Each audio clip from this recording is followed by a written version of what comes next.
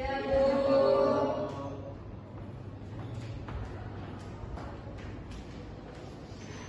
Oke, sebelumnya selamat pagi anak-anak. Selamat pagi, Bu. Gimana kabarnya hari ini? Sehat? Sehat. Oke, untuk sebelum memulai pembelajaran, alangkah baiknya kita berdoa terlebih dahulu. Ketua kelas, silakan pimpin doanya. Ya, Kresi. Baik, teman-teman, sebelum melanjutkan pelajaran, mari kita berdoa menurut agama dan percaya masing-masing. Berdoa mulai.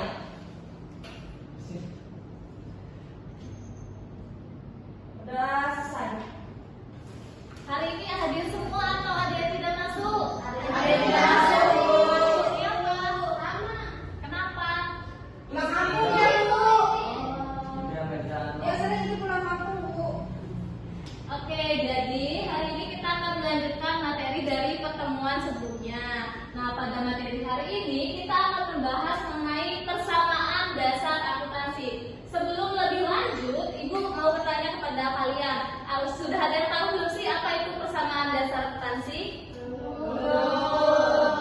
Arita sudah tahu belum? Belum, Bu. Belum. Oke, jadi persamaan dasar akuntansi adalah sebuah rumus dasar yang digunakan dalam perhitungan akuntansi. Artinya, persamaan dasar akuntansi ini menggambarkan bagaimana sih pengaruh transaksi keuangan terhadap posisi keuangan perusahaan yang meliputi harta atau aset dan sumber dananya. Jadi, harta atau aset dari sumber dananya itu harus diketahui lebih jelas dari mana asalnya, berapa jumlahnya. Dan yang kedua, kira-kira kenapa sih kita harus mempelajari persamaan dasar akuntansi? Ada yang tahu? Ya bisa ya, Bu. Supaya kita dapat mengetahui dasar perhitungan akuntansi. Oke, benar sekali ya yang bilang Natalia dan Triasi tadi. Jadi pentingnya mempelajari persamaan dasar akuntansi karena persamaan dasar akuntansi itu merupakan dasar untuk melangkah ke dalam siklus akuntansi. Sebelum kita lebih lanjut ke jurnal, buku besar, terus analisis transaksi, kita harus paham dulu tentang persamaan dasar akuntansi itu sendiri. Nah, di sini Ibu ada contoh.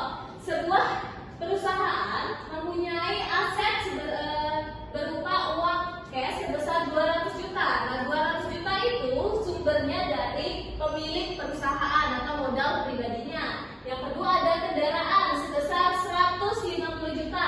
Itu sumber dananya dari pemilik perusahaannya sebesar 50 juta dan dari utang ke dealer sebesar 100 juta. Yang ketiga ada peralatan berupa komputer sebesar 20 juta. Sumber dananya itu berasal dari utang ke toko Galaxy sebesar 20 juta. Nah, jadi kita bisa lihat di sini, harta atau aset kita jumlahkan. Uang kasnya sebesar 200 juta, kendaraannya 150 juta dan juga peralatannya 20 juta. Jadi ditambah hasilnya yaitu 370 juta. Nah, kita lihat, tadi kan uang kas dan kendaraan itu ada yang pakai modal pribadinya ya, sebesar 200 juta sama 50 juta. Jadi total modal atau ekuitas itu sebesar 250 juta. Nah, ada juga kita ngutang ke dealer untuk beli kendaraannya. Di dealer kita 100 juta, terus kita beli komputer. Kita ngutang juga ke toko Galaxy 20 juta. Jadi total utangnya itu 120 juta. Jadi modal ditambah utang hasilnya akan sama dengan jumlah harta aset sebesar 370 juta. Sampai sini ada yang ingin ditanyakan sebelum lanjut? Sudah paham ya? Sudah. Jadi intinya nilai harta atau aset itu harus seimbang dengan nilai modal ditambah dengan utang. Harus balance. Nah, dari contoh tadi dapat disimpulkan bahwa rumus sama dasar akuntansi itu adalah harta sama dengan utang ditambah modal, atau dengan kata lainnya aset sama dengan kewajiban ditambah dengan ekuitas. Oke, sampai sini tadi Ibu kan sudah menjelaskan apa itu persamaan dasar akuntansi. Ada rumusnya bagaimana. Sekarang Ibu tanya, tadi rumus persamaan dasar akuntansi itu apa? Ada yang tahu? Masih ingat? Saya Ya, Natalia. aset sama dengan harta ditambah harta sama dengan utang ditambah modal. Ya, benar. Jadi rumusnya yaitu harta sama dengan utang ditambah modal. Diingat ya, karena ini penting. Ya, Bu.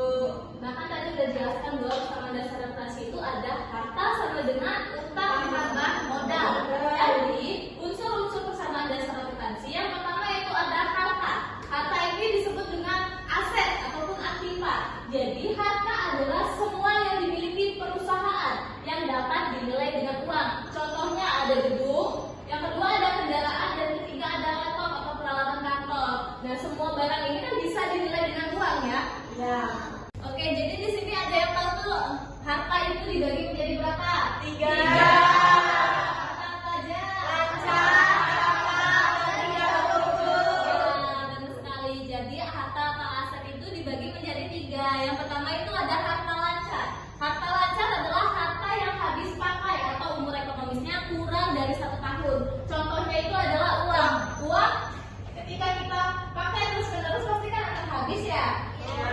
Yang kedua itu ada harta tetap. Harta tetap adalah harta yang tidak habis pakai dalam 1 tahun atau umur ekonomisnya itu lebih dari 1 tahun. Ada yang tahu contohnya apa?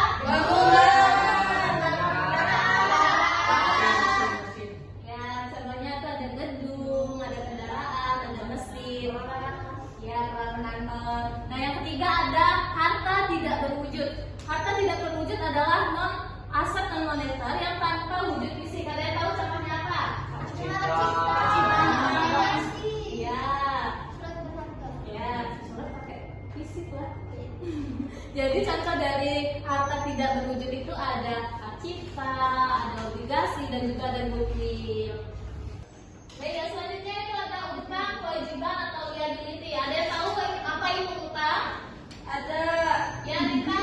Utang adalah kewajiban yang harus dibayar. Benar, jadi utang adalah kewajiban perusahaan kepada pihak lain akibat transaksi yang terjadi di masa lampau yang harus dibayar atau dilunasi. Mungkin ibu pasti yakin kalian sudah tahu apa itu utang. Mungkin kalian pernah melakukan utang kepada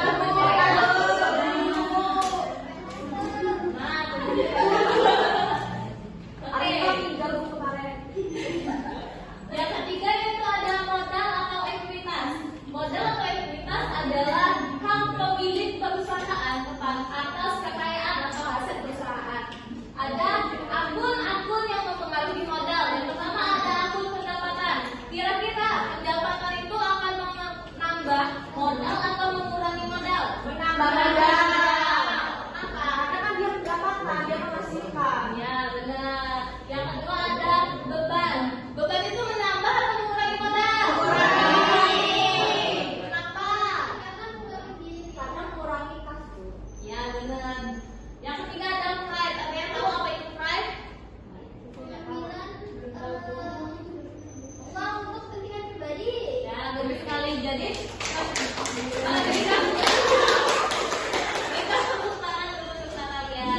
Jadi pride itu adalah pengambilan modal untuk kepentingan pribadi dari pengusaha atau pemilik usahanya. Jadi pride itu akan mengurangi modal. Nah, yang selanjutnya ada contoh soal. Kita lihat, simak baik-baik ya. Ada pemilik perusahaan membeli kendaraan seharga 100 juta dengan modal atau uang pribadinya. Jadi, kesamaan dasar akuntansinya tadi rumus kesamaan dasar akuntansi apa? Harta.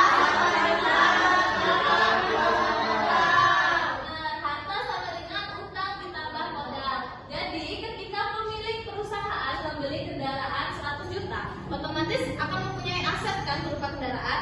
Maka masuk di harta sebesar 100 juta. Nah, membeli kendaraannya itu dengan modalnya atau dengan utang? Ya, membelinya dengan modal pribadinya atau uang pribadinya sebesar 100 juta. Jadi, harta sama dengan utang ditambah modal. Nilai harta 100 juta karena membeli kendaraan akan menambah aset dari perusahaan, dan utangnya itu 0 karena menggunakan modal atau uang pribadinya, dan modalnya itu 100 juta. Jadi antara harta dengan modal itu harus balance, 100 juta 100 juta. Jadi harus seimbang. Sampai sini ada yang belum paham tentang contohnya? Paham. Oke, karena sudah paham, sekarang ada latihan soal. Silakan dikerjakan di buku masing-masing. Ibu kasih waktu 5 menit, nanti ibu tunjuk siapa yang mengerjakan di depan.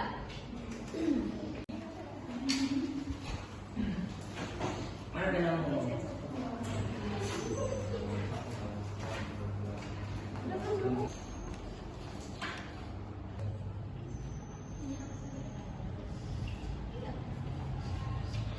Oke,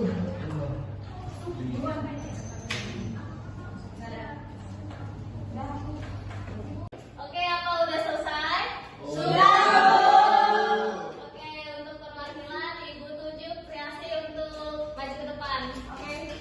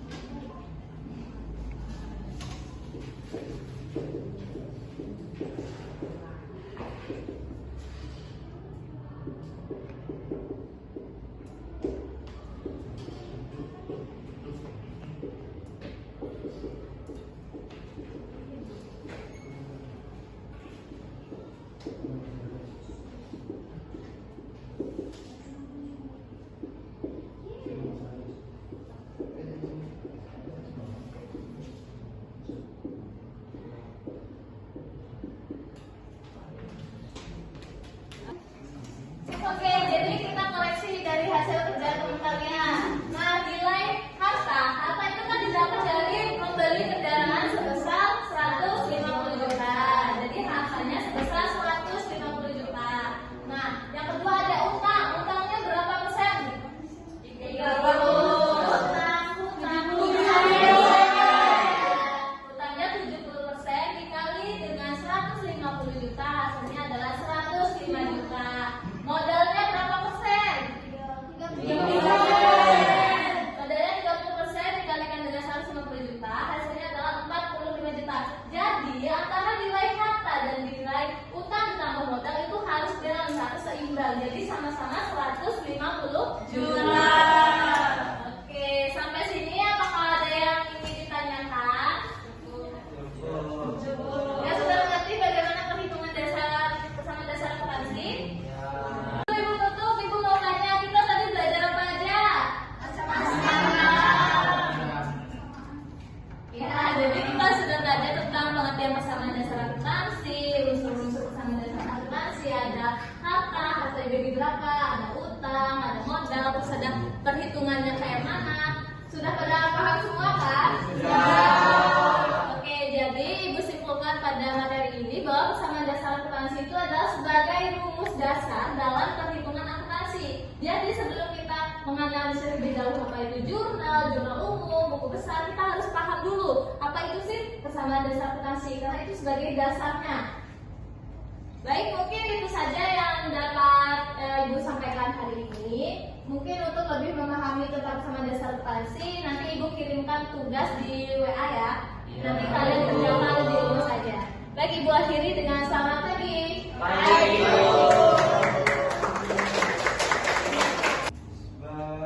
Baik, untuk yang mengamati di Tengah Widiasi, berikan tanggapannya. Baik, mungkin tidak banyak yang ingin saya komentari. Di sini singkat saja, keterampilan mendesain pembelajaran itu sudah baik, cukup menarik dan memudahkan bagi siswa untuk memahami materi. Lalu untuk keterampilan membuka ya di sini cukup baik. Kenapa cukup baik? Karena pada saat di awal itu terkesan terburu-buru. Tapi selebihnya sudah mulai stabil. Di awalnya saja ya terkesan terburu-buru.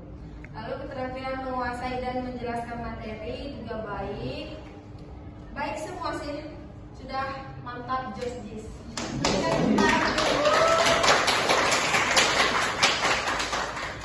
Ya, menurut saya sih sudah baik semua ya.